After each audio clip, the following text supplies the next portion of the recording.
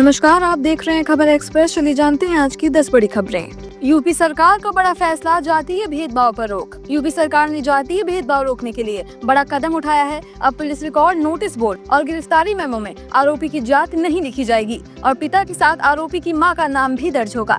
सरकार ने साफ किया है कि समाज में जातीय विभाजन फैलाने वाली किसी भी प्रवृत्ति को बर्दाश्त नहीं किया जाएगा। वाहनों पर जाति लिखकर घूमने वालों का चालान होगा, जातीय स्टिकर, नारे हटाए जाएंगे और जाति आधारित रैलियों पर भी अब पूरी तरह प्रतिबंध रहेगा। पंजाब बाढ़ राहत पैकेज पर राहुल गांधी का सवाल।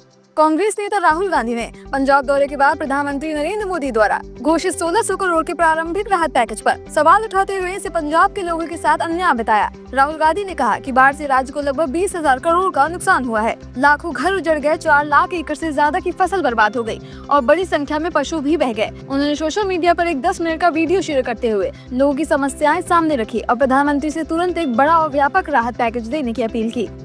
अरुणाचल और त्रिपुरा दौरे पर पीएम मोदी, विकास और आस्था पर दिया जोर। प्रधानमंत्री नरेंद्र मोदी सोमवार को अरुणाचल प्रदेश और त्रिपुरा के दौरे पर रहे, जहां उन्होंने ईटानगर में 5100 करोड़ की परियोजनाओं का शिलान्यास किया और कहा कि कांग्रेस ने अरुणाचल और नॉर्थ ईस्ट को हमेशा नजरअंदाज किया, जबकि उनकी सरकार ने इसे विकास की प्राथमिकता बनाया है। पीएम ने बताया कि नॉर्थ ईस्ट के 8 राज्यों को अष्टलक्ष्मी माना गया है और लास्ट माइल कनेक्टिविटी को सरकार की पहचान बनाया गया है। इसके बाद वे त्रिपुरा पहुंचे, माता त्रिपुर सुंदरी मंदिर के पुनर्निर्मित स्वरूप का उद्घाटन किया और पूजा अर्चना की।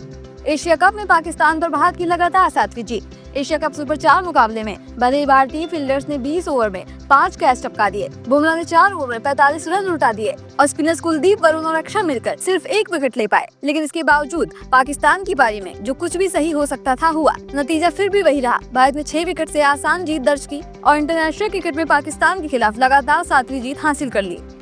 गोरखपुर में सीएम योगी का जीएसटी जागरूकता अभियान। सीएम योगी आदित्यनाथ सोमवार सुबह गोरखपुर की सड़कों पर निकले और दुकानों में जाकर व्यापारियों से नई जीएसटी दरों पर चर्चा की। उन्होंने कहा कि घटी हुई जीएसटी मोदी सरकार से मिला गिफ्ट है, इसलिए ग्राहकों को इसका लाभ जरूर दें और स्वदेशी उत्पादों को बढ़ावा देने के लिए दुकानों पर गर्व से कहो ये स्वदेशी ही का स्टिकर लगाए। इस दौरान सांसद रवि किशन ने नारा लगाया, घटी जीएसटी मिला उपहार, धन्यवाद मोदी सरकार। सीएम योगी सिटी कार्ट मॉल भी पहुंचे, जहां उन्होंने प्रोडक्ट्स की जीएसटी छूट की जानकारी ली और दुकानदार से सवाल जवाब भी किए।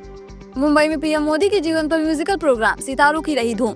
मुंबई के नीता मुकेश अंबानी कल्चरल सेंटर में रविवार को प्रधानमंत्री नरेंद्र मोदी के जीवन पर आधारित म्यूजिकल प्रोग्राम मेरा देश पहले, the untold story of Narendra Modi का आयोजन हुआ। कार्यक्रम में महाराष्ट्र के मुख्यमंत्री देवेंद्र फडणवीस मौजूद रहे। वहीं बॉलीवुड से रवीना टंडन और जानवी कपूर ने भी शिरकत की। सबसे ज्यादा ध्यान तब खिंचा जब रणवीर कपूर और विक्की कौशल एक साथ पहुंचे और सभी की नजरें उन पर ठहर गयी।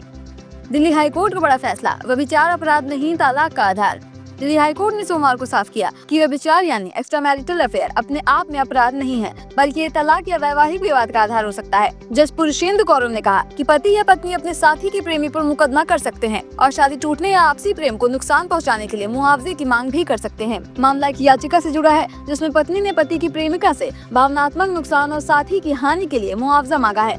कोर्ट ने पति और उसकी प्रेमिका को नोटिस जारी कर दिया है ताकि ये तय हो सके कि शादी टूटने की वजह महिला है या नहीं। भारत बनाएगा बॉडीगार्ड सैटेलाइट, अंतरिक्ष में मिलेगी दुश्मनों से सुरक्षा। अंतरिक्ष में बढ़ते खतरे और दुश्मन देशों की सैटेलाइट गतिविधियों को देखते हुए मोदी सरकार भारतीय उपग्रहों की सुरक्षा के लिए खास बॉडीगार्ड सैटेलाइट बनाने की तैयारी कर रही है, जो किसी भी संदिग्ध गतिविधि पर तुरंत जवाब देंगे। ब्लूमबर्ग की रिपोर्ट के मुताबिक 2024 में एक पड़ोसी देश का सैटेलाइट इसरो के सैटेलाइट से सिर्फ 1 किलोमीटर की दूरी पर गुजरा था, जो सैन्य निगरानी मिशन पर था। इसके बाद सरकार ने सुरक्षा कदम तेज किए हैं और अब स्टार्टअप के साथ मिलकर लिडार, सैटेलाइट और ग्राउंड बेस्ड रडार जैसे सिस्टम पर काम हो रहा है, ताकि खतरे का समय रहते पता लगाकर उपग्रहों को सुरक्षित पोजीशन पर भेजा जा सके। अमेरिका की टैरिफ और वीजा फीस पर बोले RSS chief Mohan Bhagwat. RSS प्रमुख मोहन भागवत ने कहा कि अमेरिका द्वारा भारत पर बढ़ाए गए टैरिफ और H-1B वीजा फीस के बीच भारत को जरूरी कदम उठाने चाहिए, लेकिन आंख मूंद कर आगे नहीं बढ़ना होगा। उन्होंने कहा कि आज भारत और दुनिया जिन समस्याओं को सामना कर रहे हैं वो पिछले 2000 साल से चली आ रही खंडित विकास दृष्टि का नतीजा है। भागवत ने कहा कि भारत इन हालात से रास्ता निकाल लेगा, लेकिन भविष्य में फिर ऐसी स्थिति आ सकती है, इसलिए हमें सनातन दृष्टिकोण को अपनाकर अपना रास्ता खुद तय करना होगा। उन्होंने ये बातें दिल्ली में बुक लॉन्च कार्यक्रम में कही। पटाखों के बैन मामले में सुप्रीम कोर्ट आज करेगा सुनवाई। सुप्रीम कोर्ट आज दिल्ली में पटाखों पर बैन के आदेश को चुनौती देने वाली याचिका पर सुनवाई करेगा। पिछली सुनवाई में जज BR गवई और जज विनोद चंद्रन की बेंच ने कहा था कि साफ हवा का अधिकार सिर्फ दिल्ली एनसीआर तक सीमित नहीं रह सकता, बल्कि ये पूरे देश के नागरिकों को मिलना चाहिए। कोर्ट ने स्पष्ट किया था कि अगर पटाखों पर प्रतिबंध लगाना है तो पूरे भारत में होना चाहिए और पर्यावरण से जुड़ी नीतियां राष्ट्रीय स्तर पर लागू होनी चाहिए। मामला सुप्रीम कोर्ट के 3 अप्रैल 2025 के उस आदेश से जुड़ा है जिसमें दिल्ली एनसीआर में पटाखों की बिक्री, स्टोरेज, परिवहन और निर्माण पर पूर्व प्रतिबंध लगाया गया था। तो ये थी आज की 10 बड़ी खबरें। ऐसे ही और खबरों को जानने के लिए हमारे चैनल को सब्सक्राइब करें, लाइक करें और शेयर करें। धन्यवाद।